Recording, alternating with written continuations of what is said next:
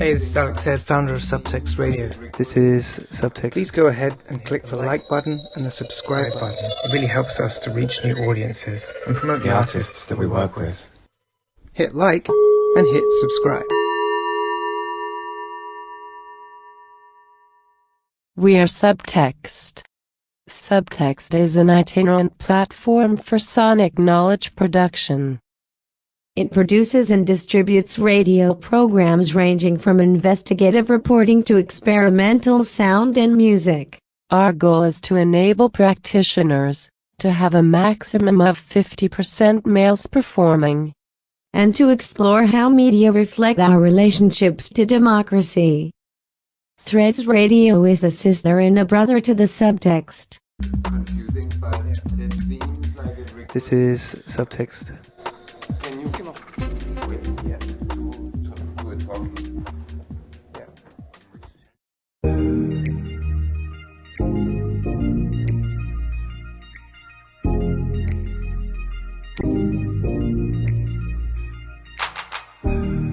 We party every night,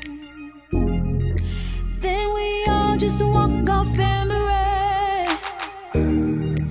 Even angels fly, oh, and our wings just keep getting in the way. Babe, I can't wait. Our love so strong, so deep in my heart. Yeah, I've been feeling it all day long. Baby, don't wait. Love so strong, I feel it all over. And oh, what an experience. Can you feel it, feel it, feel it? What an experience. Yeah, I can really, really feel it. What an experience. Ooh, can you feel it, feel it, feel it? What an experience. Put your hand on my heart. Oh, yeah, the world's just made to fade.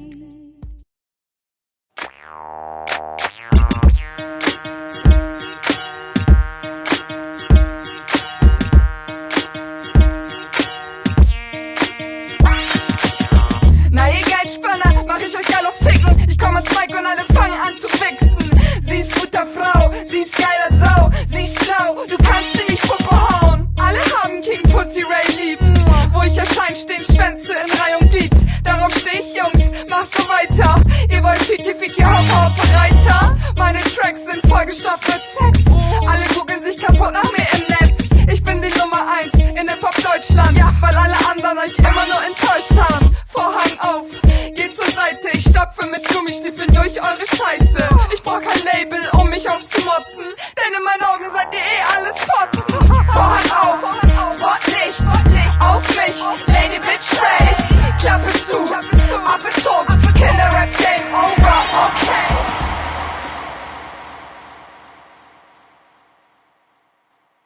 Okay, so let's say we've got about 45 minutes. I've been doing a fairly close reading of your Towards a Feminist Pop Music Scholarship, which is a paper that you've written this year, which goes into some detail about Chandra Mohantani's Feminist Scholarship in Music. And so we could, what I feel like in terms of how we could do this is that pretty much every sentence that I'm going to, formulate, it could lead to quite a lot of explication from your side. And it could be that it's about this paper, or it could be about something completely different. It could be about things that are associative. And no matter what happens, I think, the shape of the show will emerge anyway. Like that's sort of, yeah. Great. I have a technical consideration. I can't remember. So my Zoom recorder is now just recording my voice because I've got the headphones on. So should I take my headphones off? I think we're okay actually, because the Zoom is also recording at both things. In my experience, it's okay if it's actually almost better if we just have an individual mic recording in the room, in both the rooms, because it's not music. Right. When it's music, I don't think this would work. But because we're just back and forthing more or less. That's great, because I just honestly couldn't remember how we did it. So, as you said, one sentence could turn into a discussion, and then we just see how the form entsteht. I'm totally happy to do that then. So I haven't read the article in a very, very long time, so I'm excited to... But like you just said, it doesn't have to be just about the article, so that's good. I don't think things ever really are just about... There's so many different things that are associated and come to mind when we interact with particularly dense texts and theoretical texts and history and politics and pop music, and all the stuff that's in here is like so rich in itself. So I'm more worried that we just don't have enough time than anything else. It's all right, half an hour, right? Because we both got stuff to do. Yeah, well, we do both have stuff to do, but I think we should try and push it to 45 minutes. So then we can put in 15 minutes of music, some of the music that you're referring to, and then we've got an hour. What do you think? Sure, whatever you think's best. Whatever you think's Okay, best. so as I see it, then the structure is still that, like, I'm interviewing you, right? Which is different. Yeah. It's a sort of unstructured interview. Is that what people still call it? What structure? Like an unstructured interview? Well, it has a structure. It's just not a fixed structured interview. Or, I mean, I think it's more like a conversation, but you're guiding it a little bit. Exactly. It's more of a conversation. Okay, so then I just wanted to start with acknowledging that there are these different models of feminist scholarship which you're drawing from Chandra Mohanty, and I wanted to start by just acknowledging that in many ways I feel as though I do kind of like exhibit some of the symptoms of these different modalities. So there's like the feminist tourist, the feminist explorer, and then there's the kind of feminist solidarity modality. I feel like that's important just because it isn't like it's a process that's ever going to come to an end. And it's more like, the way I see it is like it's my engagement with these kinds of things as a man, as a white person, is as a Northern European, is like it's an ongoing process of seeing like who passes or who gets a pass, as they say. And I'm not looking for a pass. I just wanted to acknowledge that there are some interesting textual things going on there. I guess I should try and précis kind of like how I see like what I think is being said in this paper. So like, I mean, unless you want to just stick with the models for a second and talk about that, or I mean, you've got, gosh, I hope I can remember it right, like the tourist model, which for all intents and purposes is like you kind of like picking bits here and there and sort of not really looking at anything in any depth, right?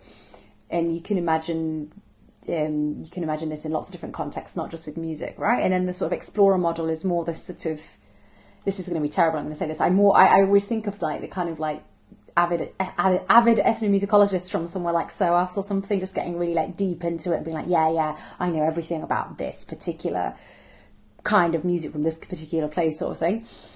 And then you've got the third one, which is wanting to open it up and basically wanting to be a bit utopish, a bit utopia, like just wanting to be wanting to show solidarity through comparison whilst acknowledging that hierarchies can sort of occur with comparisons. My recent experience, and also whilst writing the paper, is that sometimes when you're coming from a marginalized perspective in music, that's my experience, in music as a scholar or as a performer, I hate to say this, but sometimes you just take whatever you're given, Sometimes you're just like, okay, have I got an opportunity to get my perspective heard?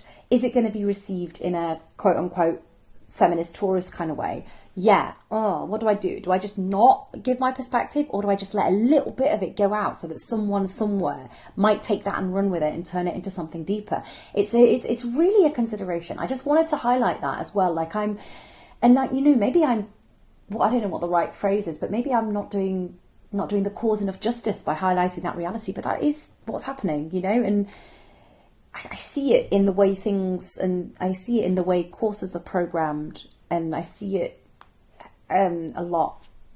Sorry, I just wanted to like highlight just again this ambivalence towards it. It's like, yeah, we know what could be the best one, quote unquote, but like the other one, like you rightly said, the other ones still exist, and is there also what can we do with them? So there you go. That's what I wanted to say. I mean, I think that kind of provisional nature of what we're doing is really apparent at different times, and I think at the moment, it feels that it can feel definitely that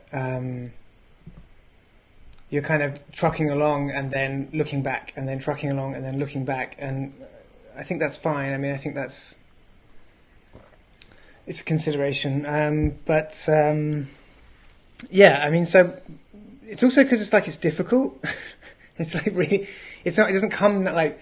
I actually don't think that intersectionality like really comes naturally to anyone who's been kind of brought up in a relatively mainstream way in the last 1,000 years. I think like actually thinking critically, is not something that you're born with. It's something that it's an acquired skill set, and even then, the very nature of it is that you're never going to rest. The point is not that the conversation comes to an end. I wouldn't want the conversation to be complete, but nonetheless, there are still aspects there which are kind of like totally insufficient, and the conversation could be so much further down the line than it is by and large. So the intersectionality stuff is also just sort of needs that space, and that's what I liked about the paper, is that you kind of forced me into a place where not only could I get into some of these references that you're making to particular pop music, right? Like to artists that I hadn't focused on as much or hadn't discovered at all. But also that it kind of pricks your ears to other places where those kinds of intersectional arguments are being made, and which, even though I can have a passive experience of listening to an argument and being like, I kind of like that and I kind of sympathize with it, I know I'm not actually taking all of that on board. Like I listen to the Bad Gays podcast a lot, because there's a lot of that where they find this really clever, it's really affecting the way in which, you're describing a history, you're describing a person, you're describing an ethics, you're describing the location and the kind of like political pressures and societal constructs that they live through, but you're not necessarily reading between the lines and being like, oh wait, that is like the same period that this other person was living but on the other side of the world, and how might it all relate? And actually now I'm going back and re-listening to all the Bad Gays podcasts like haphazardly, like non-linear, and then I read your paper, and at the same time I'm like reading your paper like a few times, and I kind of almost felt like I was able to understand how intersectionality functions both as text and in the real world in a different way, in maybe at all. Maybe I hadn't really been able to do that yet, actually. So there's all my laundry out on the on the line. No, but that sounds really interesting. So I'd be interested as to like what was it then that sort of shifted, or I don't quite know if you described it as a kind of like a click switch. A little bit, a series of clicks. So what was it then that I'd be really interested? Like, what was it then about your what was it then about your understanding of intersectionality and how it's embedded or not, and how it's perceived or not? Like, what was it about it that kind of like developed through reading the text? That would interest me. Yeah, I mean, I think it's like a series of slow rumbling, small rumblings that produce the avalanche, right? And I think the other night I was watching like Rayan Sahin, or aka Lady Bitch Ray, who you reference in the text, and I was watching interviews with them speaking in German and like listening to their music in German and like kind of getting the lyrics in a new way and understanding the language, and just being like, oh, okay, so there's all these interviews with her on like ZDF or like all these different media channels, and it was like seeing the activism on the platform, on the podium, and then culturally how that's expressed, and like it really like jumps out, like her work really jumps out at you. It's kind of amazing. I feel like I can't believe I haven't really like kind of engaged with it yet, but that's about a cultural barrier, I think. But the main thing that really summed it up for me, I think, is that the way in which you outline the limits of like a feminist modality when it emerges from a kind of middle class sensibility, and the limits of that in terms of how it's applied to intersectional issues and realities, and then also kind of like in a way maybe sort of anything like, you know, scholarship, like all these things, like if it's this kind of like, so Lady Bitch Ray, she uses this phrase pauschalisiert, which is like, that was the moment where I got intersectionality, when she said that, like, so like, and you have to help me with the translation, but it means like sort of like pauschal means like per like unit, right? Like it's been separated out. I think she used it, if something's, pauschalisiert, my understanding maybe is a bit, carry on with what you think it means and I'll tell you what I think it means. Maybe it's a misunderstanding that anyway is like still useful. But basically like this idea that you can kind of have a feminist movement that only deals with white middle class problems, and the inevitable kind of limits that is going to run into, was again something that that Ben Miller was talking about on the podcast, the Bad Gays episode for Violet Morris, where he was describing the way in which kind of like feminist movements, but also lots of other movements, kind of start to remove any element within that marginalized group that they think will prevent them from being assimilated, basically, or prevent them from being seen that they're not a threat. And so like his example would be like butch lesbian women like in the 20th century, and like transgender people in the 21st century. So there's just like this sort of constant kind of limit to the way in which the movement is able to act in the world and be in the world and kind of make change and have solidarity and all these kind of things which I think often, without thinking about it too much, one would take for granted. It's like, all the marginalized groups are just all the same, you know, like literally not reading between any of the lines, and like they're all pushing from the same place, like they're all pushing from a position of you know, pushing up and like trying to kind of establish equal rights. So like the point of intersectionality being to see like where those fractures are, where they're helpful, where they're not, and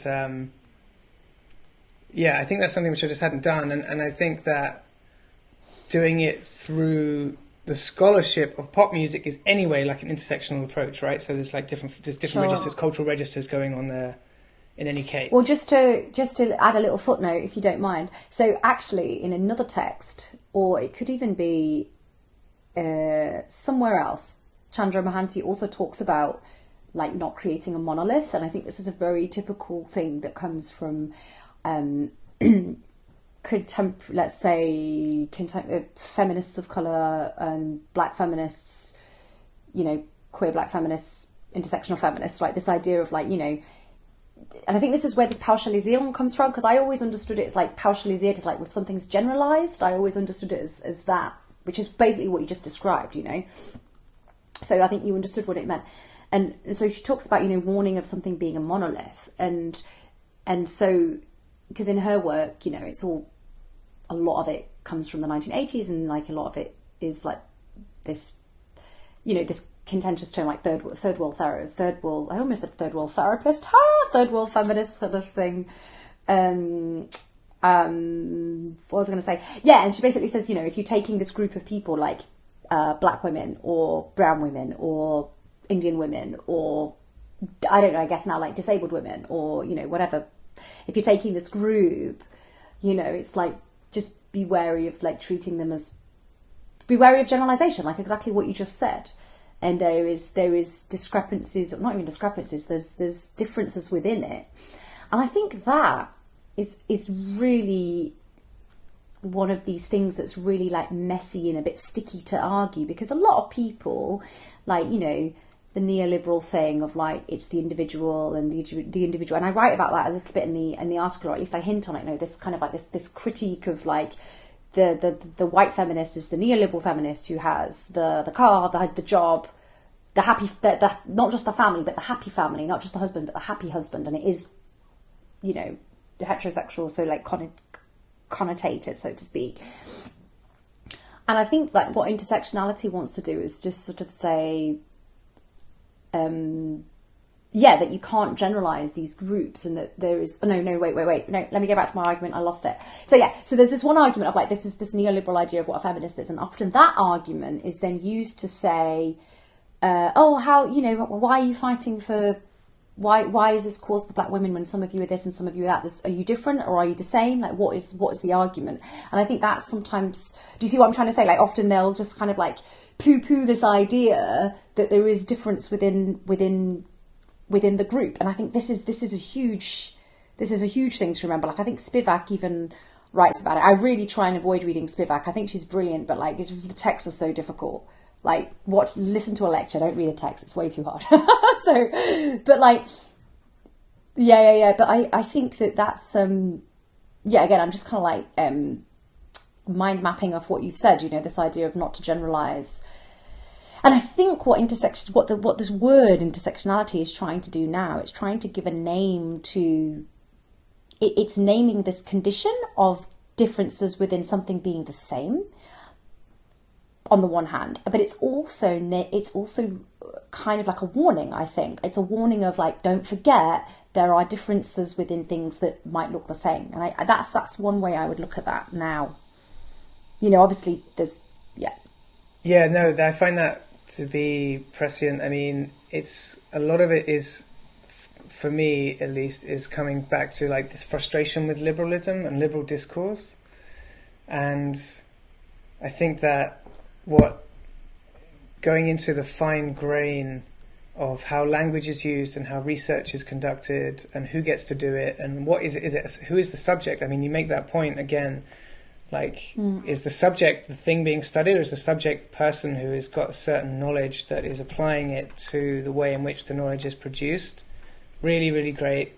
And I think that kind of fine grain reading is something which, you know, even within a text that is self-acknowledged to be kind of playing with some of these tropes while also inevitably kind of, like you said, like, you know, you're trying to get you're just trying to get something out there in whichever opportunity one has. It's also about sort of this highly kind of immaterial universe that we are kind of privileged to live in. And I feel like that having that reflex of kind of, you know, difference within difference is also, it ties in with this kind of reflex of like, remember that this is still within the academy. This is still not like material revolution, you know. As much as we want to see that happen, remember, like, I mean, first of all, obviously, remember what that really means, you know, like, it's a long slog. But also just, there's a dynamic there which, it cannot be abandoned. I mean, you have to have that kind of critique and reflexive process that's going on. I don't know. There's so many things that one could draw upon in terms of that kind of frustration with liberalism, certainly that I feel. Because there's also, you know, words are also the way in which we get things done, you know. I mean, right now there's probably like the largest protests that many nations around the world will have seen kind of ever in terms of numbers. And I guess I wanted to ask you a little bit, without going into, you know, territory that is kind of like either not comfortable or it's not a whole kind of like flood that we want to necessarily open. But like, where there is this kind of necessity to do detailed work, and where there is this necessity to try and assess the value of intersectional thinking, you know, is there not also, you know, so we've had like Black Lives Matter, and we've had kind of like all this like very important shifts in discourse, although I personally always think that it's way too late and it's never enough, but it nonetheless has kind of affected the cultural sphere and the public sphere. But now we're back in this place where like, what was any of that for? Like, one half seems to have got it and the other half seems to have just been completely fucking terrified by it. And so just when you think that there would be there is, like, for a lot of people, there is like a language and a fluency about the intersectional nature of politics today, there's also this huge repression and this huge pushback on on even connecting the dots between certain things. It's like, yeah, like scratch a liberal, find a fascist, I think is the phrase. I've never heard that, but it's kind of brilliant. Yeah, I actually quite like that. Yeah. Yeah, it was actually something... I feel like you also censored yourself at the right time as well with what you might have wanted to say. Yeah.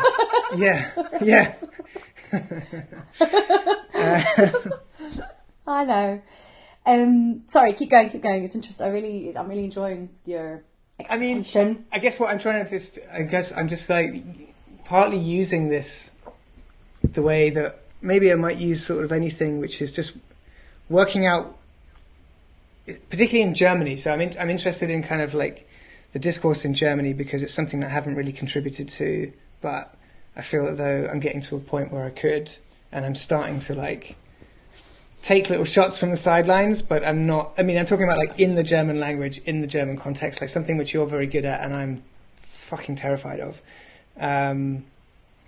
And I think, like, yeah, like seeing Rayan Sahin kind of do these debates in public, and the way in which debate is constructed in Germany is like really interesting. And this idea of like what can be said and what can't be said, and then naturally, your research takes you into this kind of realm of popular culture where somehow the rules are slightly different.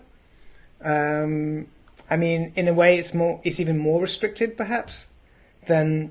Like on a panel discussion, she can simply say, you know, this Regierung, like this government is racist, and the way in which like Muslim people are treated is like totally racist, and it's completely hypocritical, and it doesn't make any actual fucking sense as a rational series of arguments, but it's structured by these bits of history and da-da-da.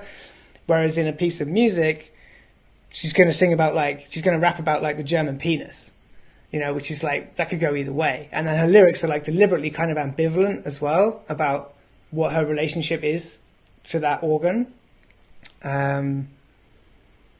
So yeah, I guess I wanted to kind of like throw some of those references in as well, so that the listener can also then hear those cultural objects. And it kind of, because it sort of informs like the text in a way that actually you wouldn't recognize unless you look them up. How like, it's quite like a radical text that you produced. Yeah.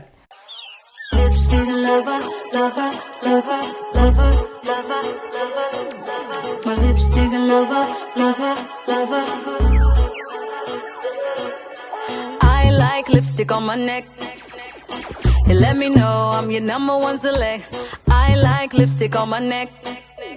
Hands around my waist so you know what's coming next. I wanna feel your lips on mine.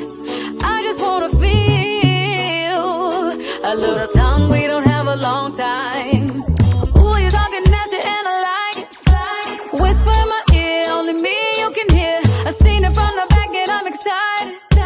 Tell me what you do when we walk up in the room, yeah. Hold me something nasty, we can try it. Find me on my neck and you know what's coming next. We can make a movie, I can write it. Let's just make a move, baby. Cause for your love, I'll take my time. Just wanna feel your hips on mine. I really got a thing for my lipstick lover, lover, lover, lover, lover. I'll do anything for my lipstick lover, lover, lover, lover, lover. I like lipstick on my neck. Leave a sticky icky in a place I won't forget. I like lipstick on my neck. Baby, I'm obsessed. Give me undressed. I wanna feel your lips on mine. I just wanna feel a little time. We don't have a long time. Ooh, you talking nasty and I like it. Whisper in my ear, only me you can hear. I've seen it from the back and I'm excited. Tell me what you do when we walk up in the room. Yeah, tell me something nasty, we can try it. Find me on my neck and you know what's coming next. We can make a movie, I can write it. Let's just make a move, baby. 'Cause for your love, I'll take my time. Just wanna feel your hips on mine. I really got a thing for my lipstick lover, lover, lover, lover, lover. I do anything for my lipstick lover, lover, lover, lover, lover. I really got a thing for my lipstick lover, lover, lover, lover, lover. I do anything for my lipstick lover, lover, lover, lover, lover.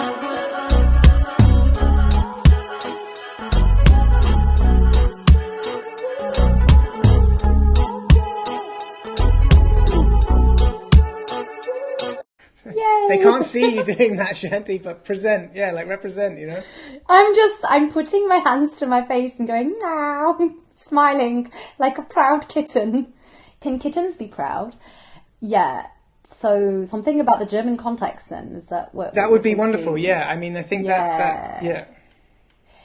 Yeah, I don't know, I think my answer might disappoint you a little bit. Like, off air, when we were speaking off air, even though this is a bit off air, right? I was talking to you about recent experiences I'd had with writing a paper about my actual about my actual PhD research, which is interviewing.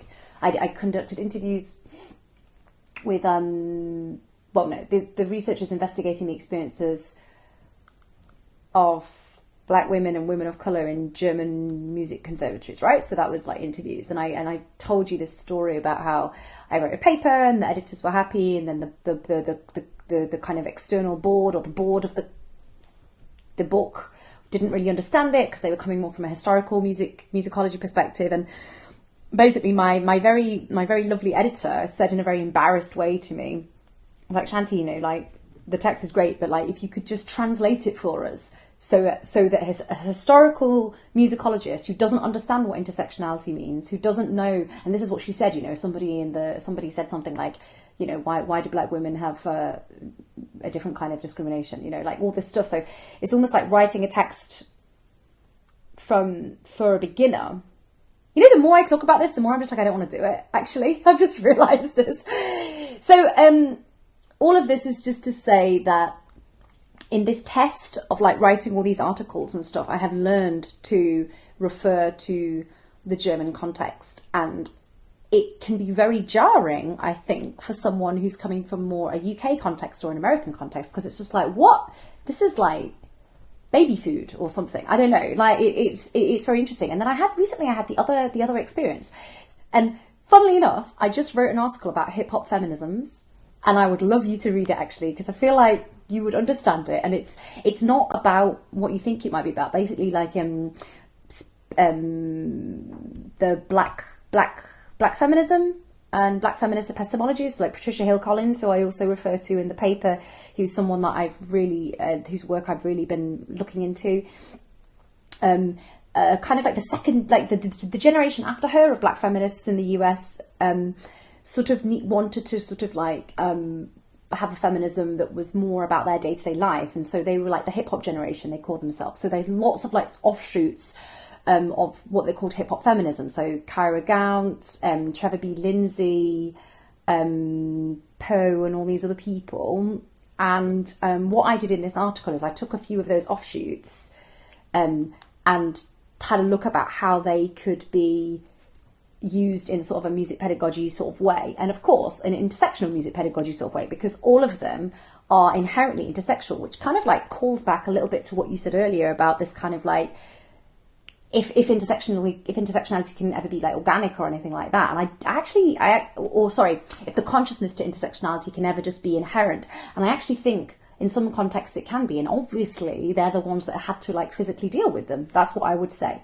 So in this article, I write about these offshoots of hip hop feminism, and it's wonderful. Like there's like these concepts like melodious misogyny, right? And there's this very famous quote. By, it's not Joan Morgan, it's somebody else, and I'm very sorry I don't remember, but I can list off some names in a minute. But she basically writes about, like, you know, hip hop feminism is a way to is a way for us as feminists to try and deal with a culture that doesn't, to try and deal with a culture that we love that doesn't always love us, and then in a way that's kind of like a metaphor for other stuff going on. So I take these different offshoots and I talk about how they could be useful, blah, blah, blah. And then the editor, who's also great, I've really enjoyed working with this guy, he wrote back and he was, you know, the article's in English, it's an English language publication. And he actually said, oh, but you've used a very German context as your background. And so all of this to say that I'd really embedded this notion of needing to explain, like, intersectionality 101 in this way, and needing to embed my work in this German context, because it's kind of something we're taught in the academy. You know, if you're going to make a name for yourself, or whatever phrase, that's a bit of a silly phrase, but if you're going to like be known for an argument or be known for a topic, you need to root where you come from. And so it was really interesting because the guy, he was great. He was just like, you know, you don't need to just refer to German people. You can, like, this is an international publication. And suddenly I was like, fuck, but like, this is what I've been doing with all the other papers, and now I've got to like reroute my work. And then in the end, we came to like a really nice compromise, actually, because I basically said, like, actually, well, no, because my work is in Germany, and it is kind of like an anti.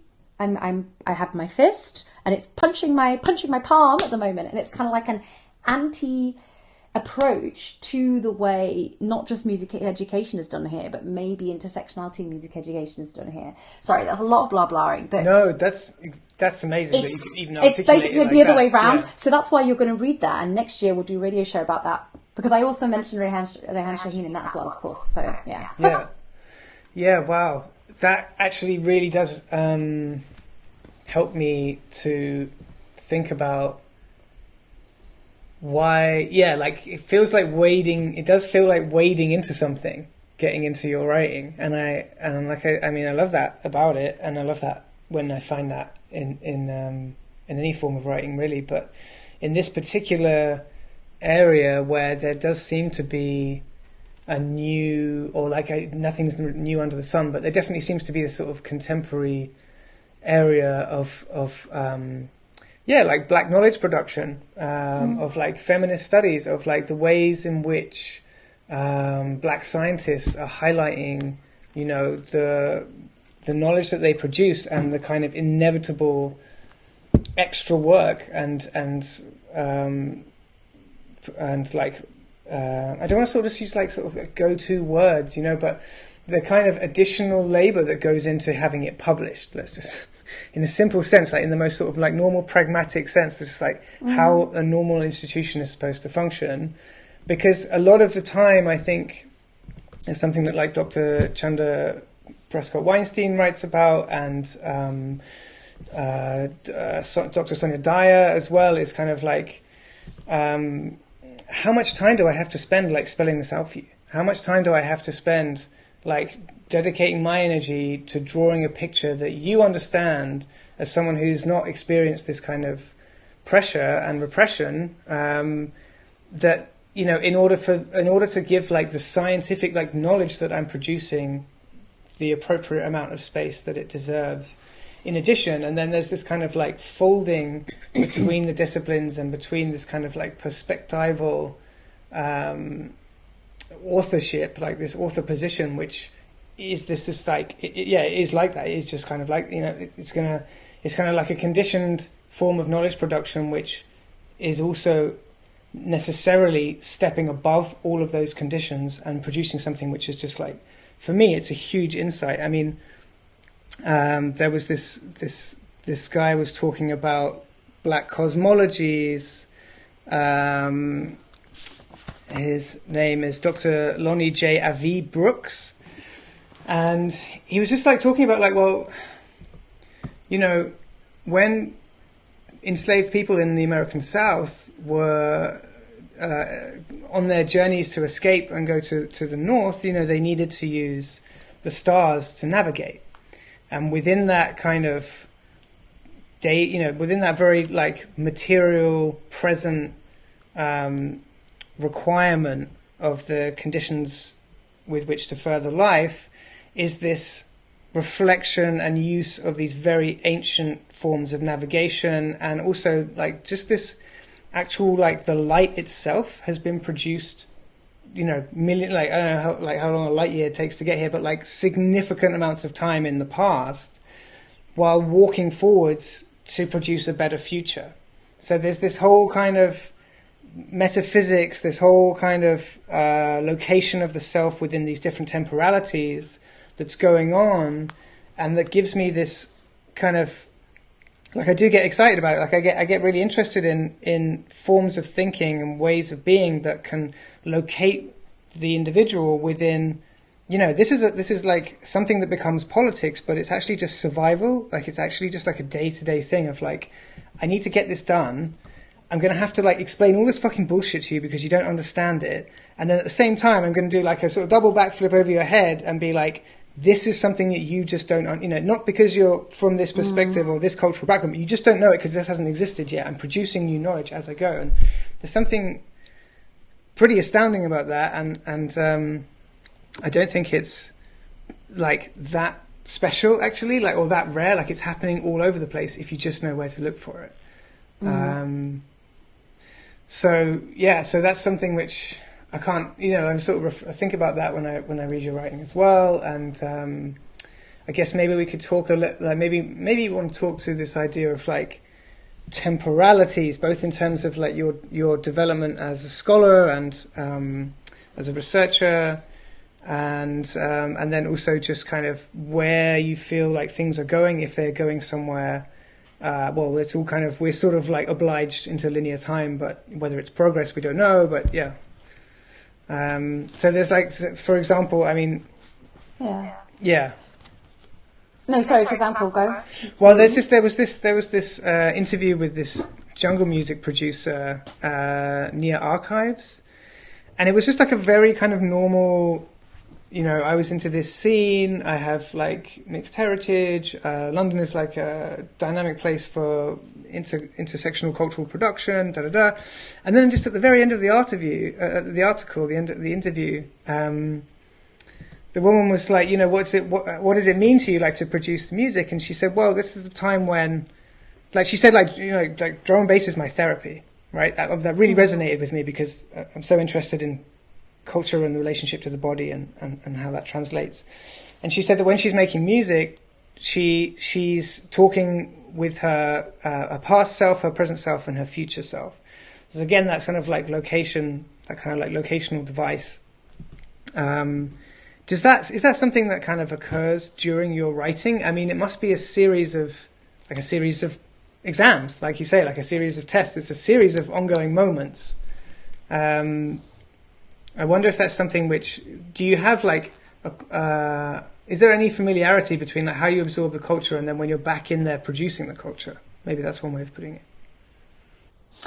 Yeah. Actually, I feel like I could respond to that in many, many different ways. Like the last thing you just said, this role of producing the culture, but also being in the culture and also conveying the culture as well. Like I said, I do very often have these moments, and they're so frequent, but I do kind of stop and register it. I couldn't give you an example right now, but I do very often have these moments where I'm sitting in, and it's like this, I mean, it feels like a scene within a scene within a scene or whatever, like, and I'm sitting in this moment, and it's just like, right, I've produced this, which is then, I've produced, in conveying this culture, I'm also producing this culture, but also sort of like, maintaining it some way. Yeah, I can't describe that. Like, I guess, referring back to this article that I've been asked to kind of translate, it's really funny because one of the things I talk about in that article is this idea of, people from marginalized perspectives, in this case, like Black women and women of color, needing to do a lot of this kind of like explaining labor, like needing to do a lot of this work to explain things to people so that they can be heard, and how that is like almost a strategy to sort of like make sure that they can ensure a safe environment for them to be in. And I'm just thinking like that's literally what I need to do for this article. Is I need to sort of, I've been asked at least to kind of put in this extra labor to translate it so that then my work can exist in a safe environment, i.e. safe in this context, meaning people get what I'm talking about and therefore won't just throw it out the window.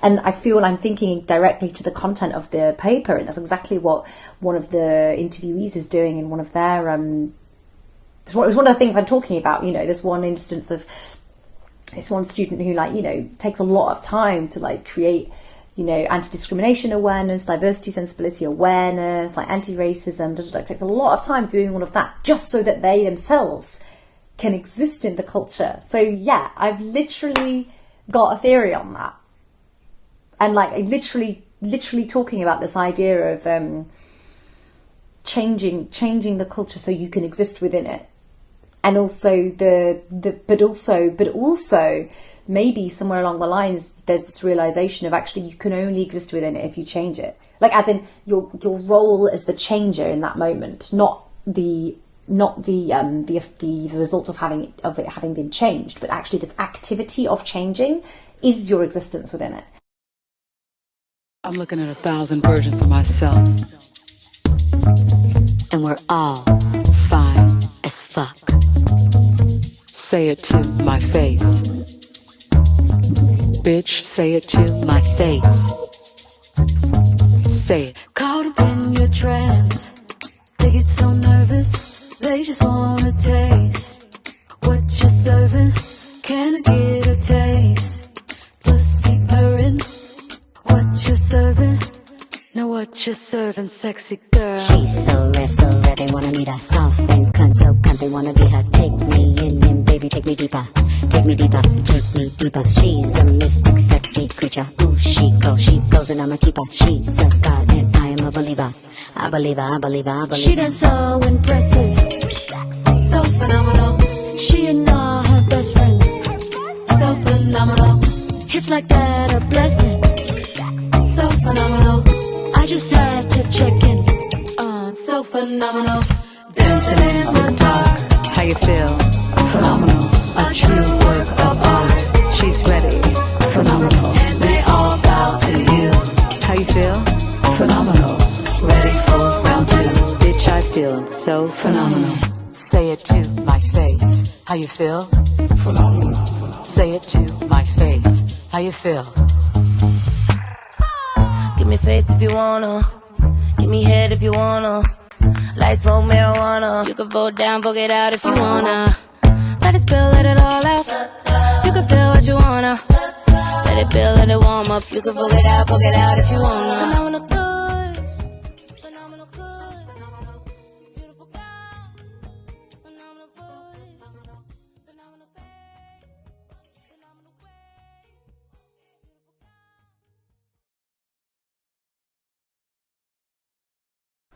Thank you.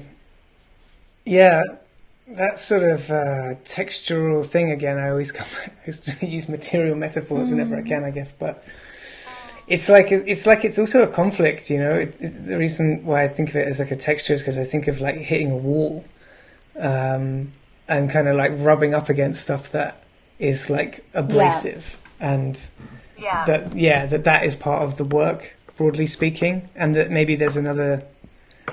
The work has a kind of esoteric kind of quality to it, but I think maybe part of the challenges of life are part of the meaning of life. I mean, that's quite a kind of loaded statement to make in a way, but yeah, the work being kind of something where you interface with things that necessitate, that you need them to change or you need them to be shaped in a certain way. I mean, it's same as shaping the world around you, really.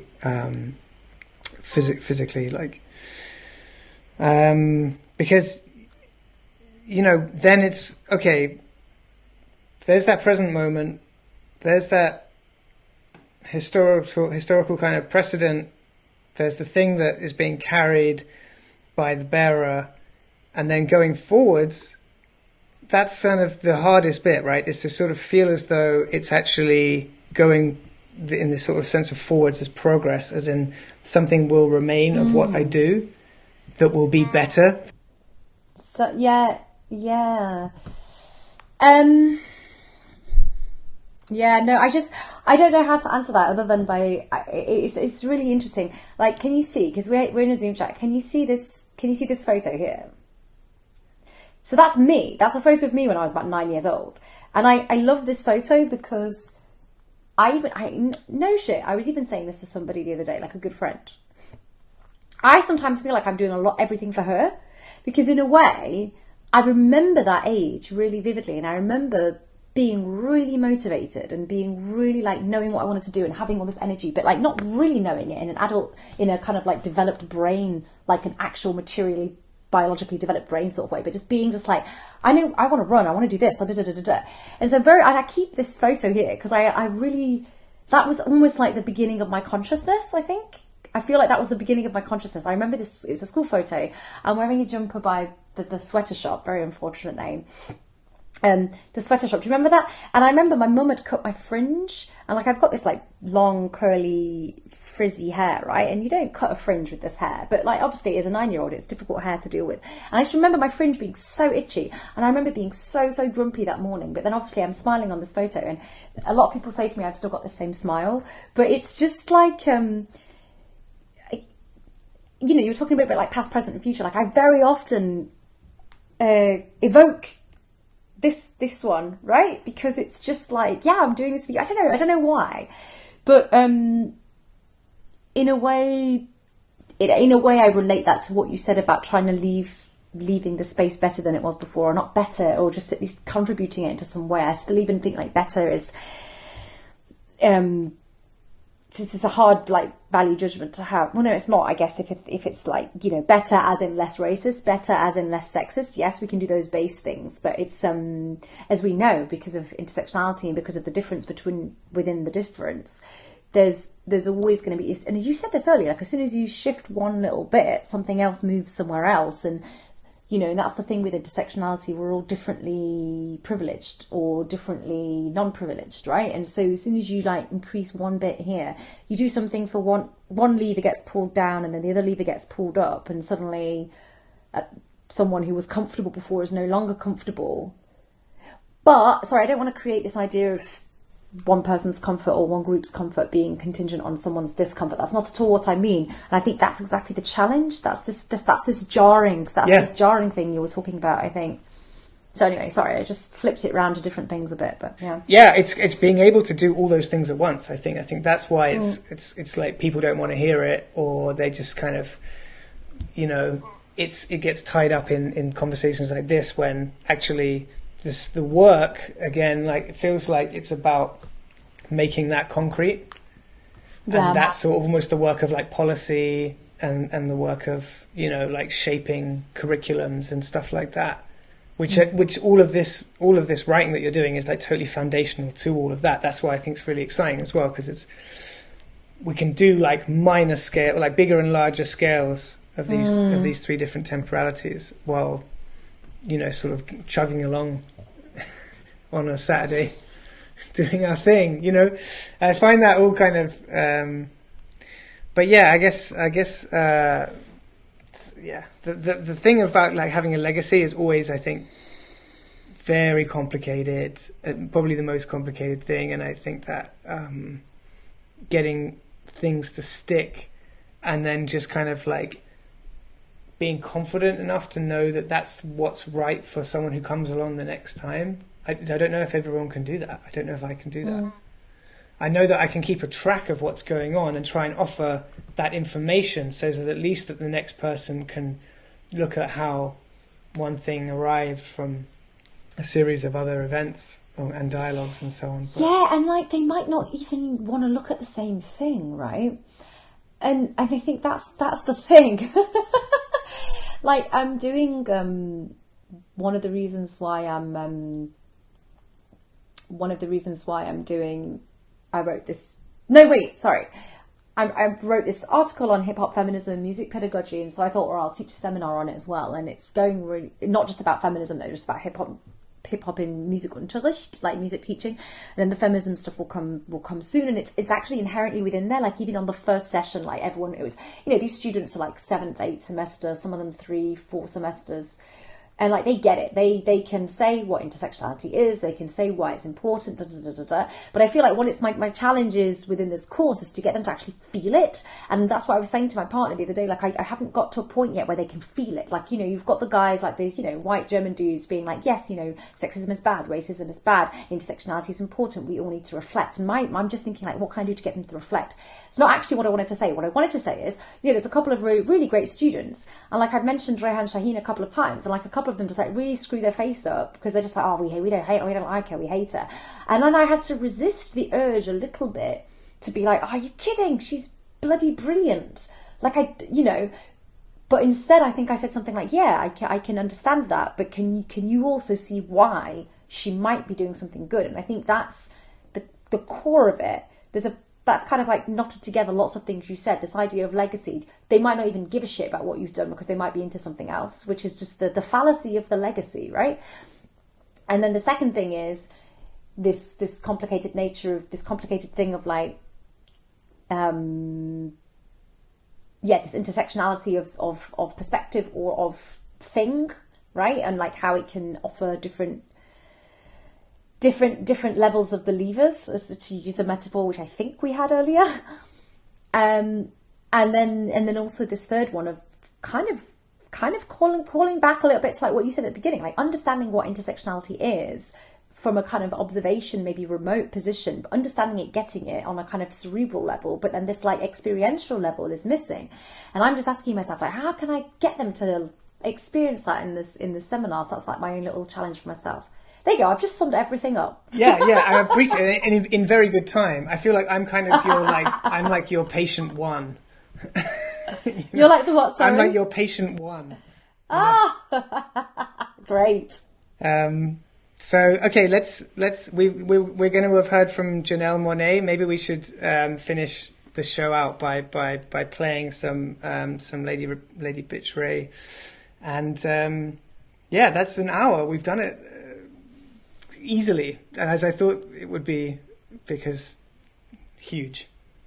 It's just, I'm just super excited about this talk. Like I think I was a little bit nervous when we wanted to talk about it, because again, the trappings of the academy, like I'm just like, oh no, can I remember what I wrote in this article? Is it even me? What did I change? What did I say I was going to change for them? And then now you've asked me all this stuff, and I'm just like, I know this shit inside out. Yeah. Inside out.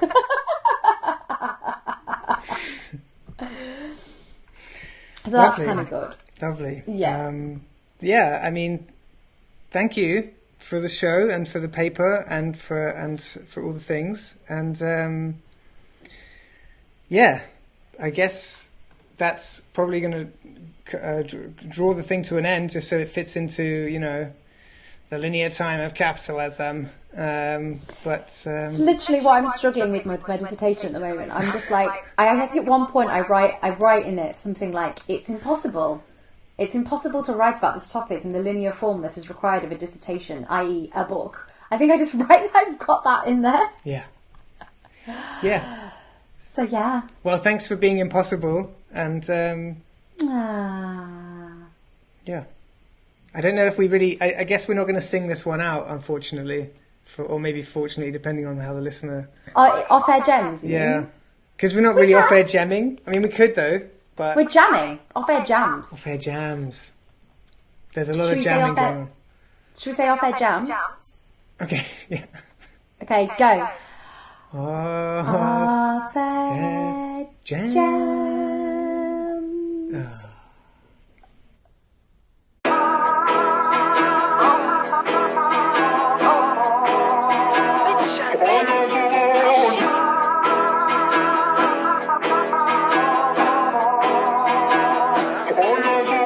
Schwarze Witwen sind selbstbestimmt, Gangster werden jetzt unterdrückt, masturbiere auf Chanel, Lady Ray so fuckable, Rückenbon, Ottos Bitch, Fotzenrapper werden abserviert, Dr. Bitch, mein Fotzenschleim hat Ganda Bitches den Weg gezeigt, wie ist die Brockhaar, Sprengstoffgürtel aus dem Irak, denn überall wird sie schwer einen Doktor hast. Mäßig schmeckt wie Baklava, Helene F. im Rap-Game. Klitoris vom McQueen, oh mein Gott, bin ich sexy. Doppel-C, Recombon, Autismus. Meine Fotze ist schon gesehen. Chanel, mit Chanel. Schon gesehen, Doppel-C, Recombon, Autismus. Meine Muschi ist schon gesehen. Mit Chanel, mit Chanel. Realness has a subtext